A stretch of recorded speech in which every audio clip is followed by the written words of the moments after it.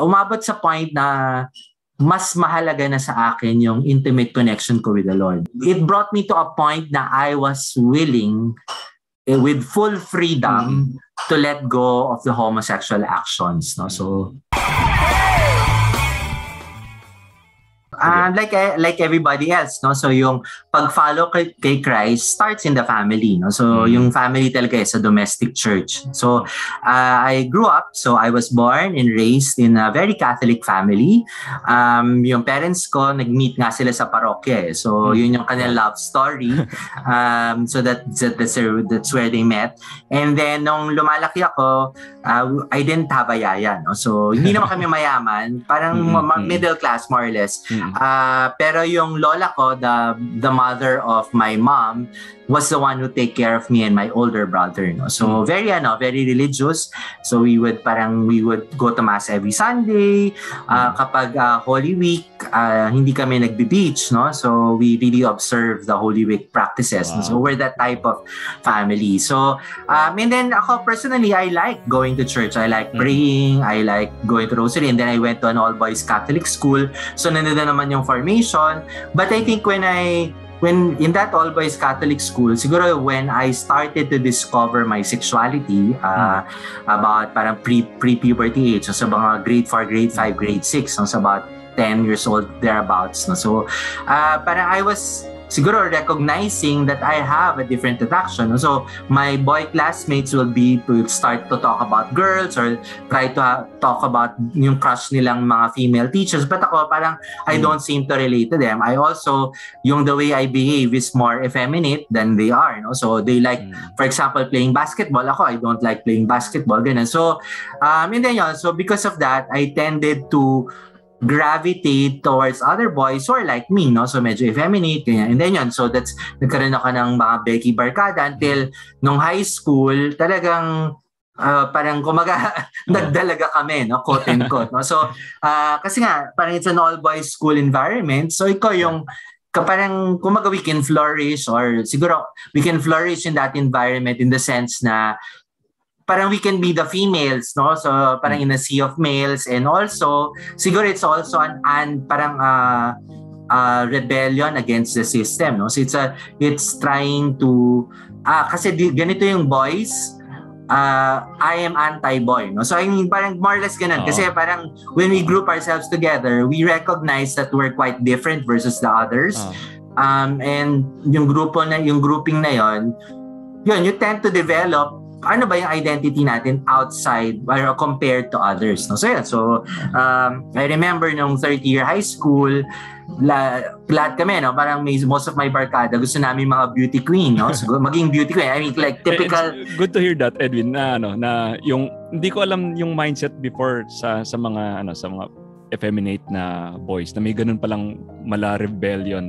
When I got into college, I think nung fourth year high school, I could consider na meron akong religious experience, no? So I attended the retreat, yung like typical Catholic school, no? May retreat. And then in that retreat, may sharing kami. So yung mga classmates ko.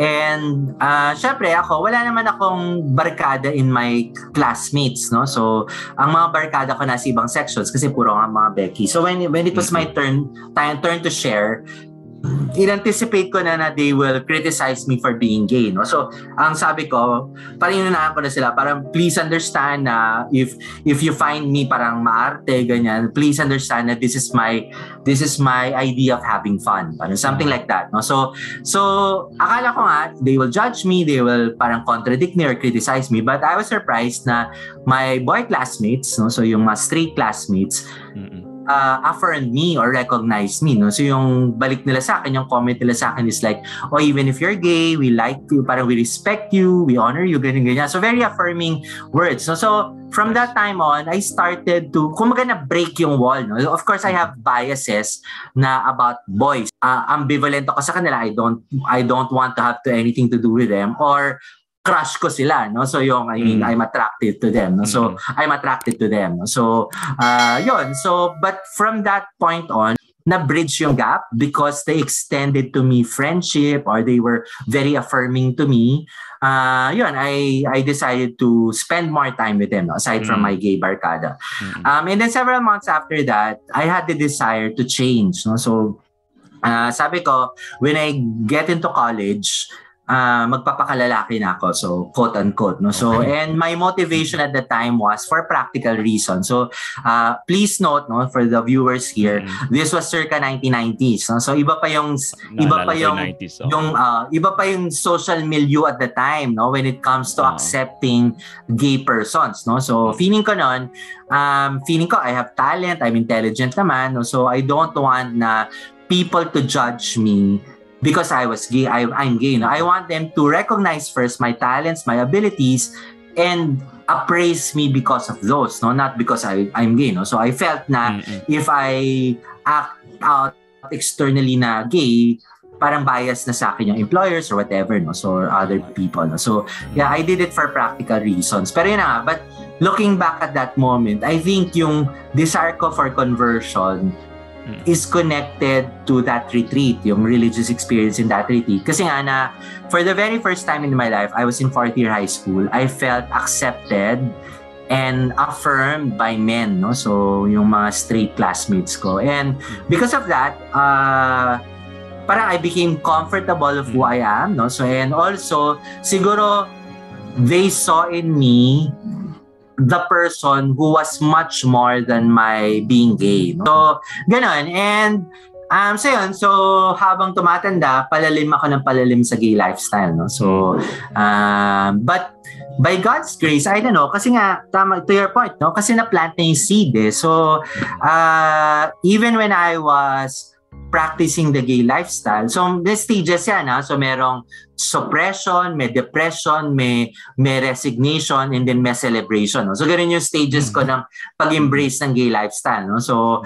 and then, but by God's grace, hindi naman ako nalayo sa simbahan. No? So even when I was pursuing the gay lifestyle, I would still go to Mass every Sunday. I would even go to my annual retreat. No? So, I mean, for a typical Catholic, hindi naman lahat ng Catholics will go on an annual retreat, but I would do that. No? So, as early as my early 20s, ginagawa ko na yun, year in, year out, and then I will celebrate the mga solemnities of the church, yung mga feasts, and then I think nung mga 30s ako, regular mass na ako, no? So hindi naman every day, pero hindi lang Sunday, no? So I would even attend mass even on weekdays when I can, no? So nade-develop yung habit, no? So para akong divergent roads, no? So palalim ako ng palalim sa gay lifestyle, but God in His mercy is also drawing me deeper into the faith, no? So and even early on, I think siguro during my early 20s, God already established a personal relationship with me, no? So, or He allowed me to pursue that personal relationship. So, nawala na yung faith na masyadong intellectual, no? So, kumbaga, in my early 20s, naramdaman ko na yung personal connection with Christ, no? So, in prayer, in Mass, no? So, nag-gets ko na agad na parang tao tong kausap ko, no? So, invited to be in a relationship with Him. So yeah, so yun yung stages, no? So may suppression, may depression, and then may resignation, and then celebration, no? So yun yung iba't ibang stages ng pag-embrace ko ng gay lifestyle, no? Okay. So to speak. Nasaan ka dito sa point na to? So doon na tayo sa celebration part. To answer your question, no, sineselebrate ko na who I was, no? So who I thought I was I was gay. Sabi ko, bakit ko ba pinapahirapan ng sarili ko, no? So ito ako, 'di ba? So even if the Catholic Church says na mali ito, pero ito ako, 'di ba? So God made me this way, no? So I subscribe to that idea. So ngayon, 'di ba, parang looking back, so I would describe myself as a pick and choose Catholic or a cafeteria Catholic, no? So the things that I love about the Catholic Church, Mass, annual retreat, rosary, or whatever, Marian devotion, gusto ko 'yan. Pero yung part na about the homosexuality, I will not choose it, no? So so ganun, parang I'm a selective Catholic, no? So the things I love, I will do, and if it is if it's detrimental to my pursuit of the gay lifestyle, at this time I was celebrating my gay identity, dededmahin ko na lang siya. No? So I will disregard that part. No? So ganon. So I was doing that for many years. So and in fact, dumating dun sa point na, kasi nga, diretso naman yung Catholic formation ko.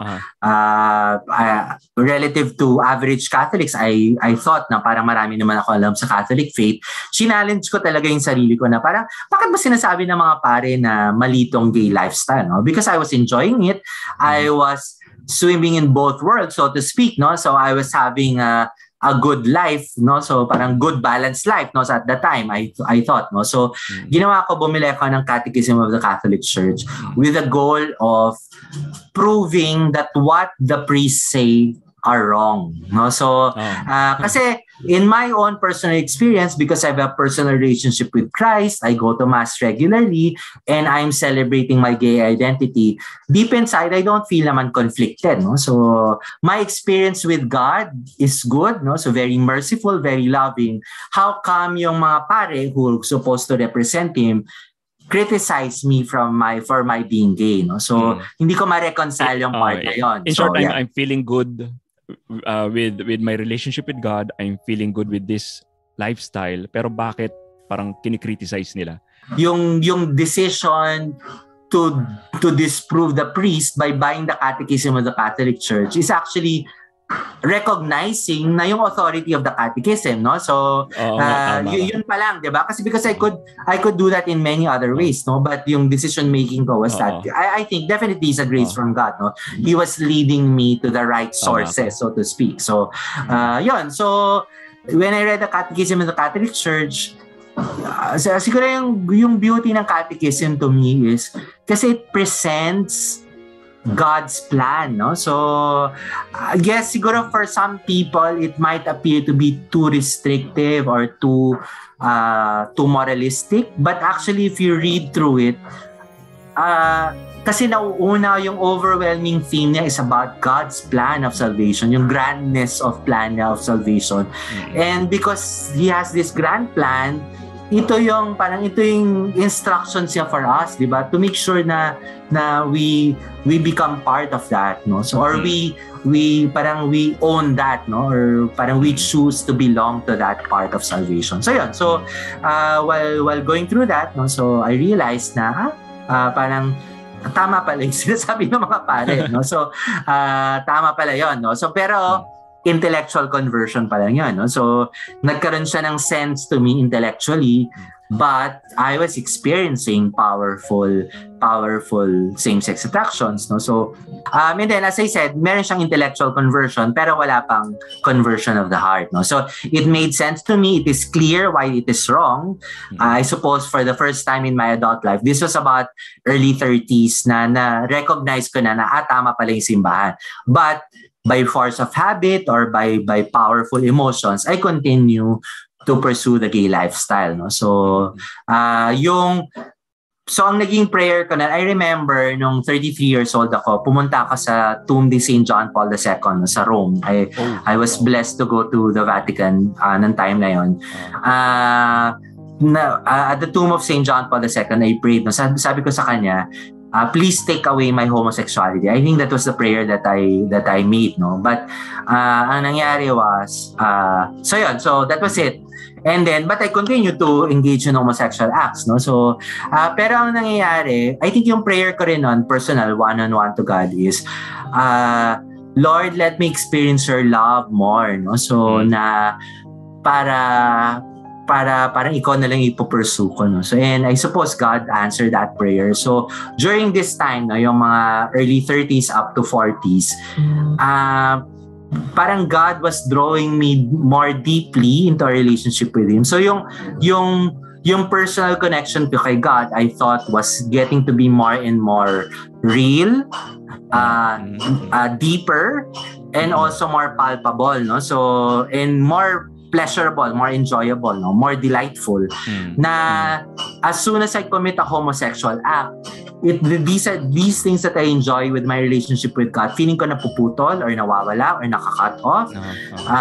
So, and then I'll go back to confession and then mariresume yung parang yung intimate connection ko with the Lord. So, umabot dun sa point na ano nga ba ginagawa ko sa sarili ko, ano? So, umabot sa point na mas mahalaga na sa akin yung intimate connection ko with the Lord. No? So, na I'd rather keep and preserve this. I'd rather that this intimate connection with the Lord keep on going. Yes. So, and because my committing homosexual act, severs this connection. So, parang basta it brought me to a point na I was willing with full freedom to let go of the homosexual actions, no? So yun, so this is the Holy Spirit na nag-work sa'yo. And all because of the personal relationship with her. I mean that intimate connection, no? So yun, and by God's grace, no, so just before my 41st birthday. So, parang 40 years wandering in the desert, literally. No? So, wow, napaka-symbolic. God led me to Courage. No? So, yun. So, I joined Courage like 3 weeks before my birthday, my 41st birthday. And, so, siguro yung power to me ng Courage is kasi it's a support community, no? So, we begin yung meeting with an accountability statement, no? So, kailan yung last homosexual act, kailan yung last masturbation, kailan last pornography. So, nagulat ako dun sa mga Courage brothers and sisters ko during that accountability statement. They've been sober with others, hindi sila nakikipag-sex with others, or they have not acted on their homosexual inclination for years, mga 5 years, 7 years. So, because of that, they witnessed for me na chastity is possible. I intellectually, I know na it is possible for me to be chaste, pero I did not believe it in my heart. Kasi, because I already tried it. I already tried many times, I kept on failing. Pero, because of their witness, na parang naging real sa akin, di ba? Parang it was made flesh. Yung idea na to be able to live chastely was made flesh. Kasi wini-witness sila, say, they share my same-sex attraction but they choose not to act on those. No? So, yun. So, since then, by God's grace, I've been sober. No? So, that's about 8 years ago na. Wow. Pero mahaba siya, no? So, mahaba, to your listeners, no? So, do not despair. Siguro yun yung challenge for mga Catholic faithful.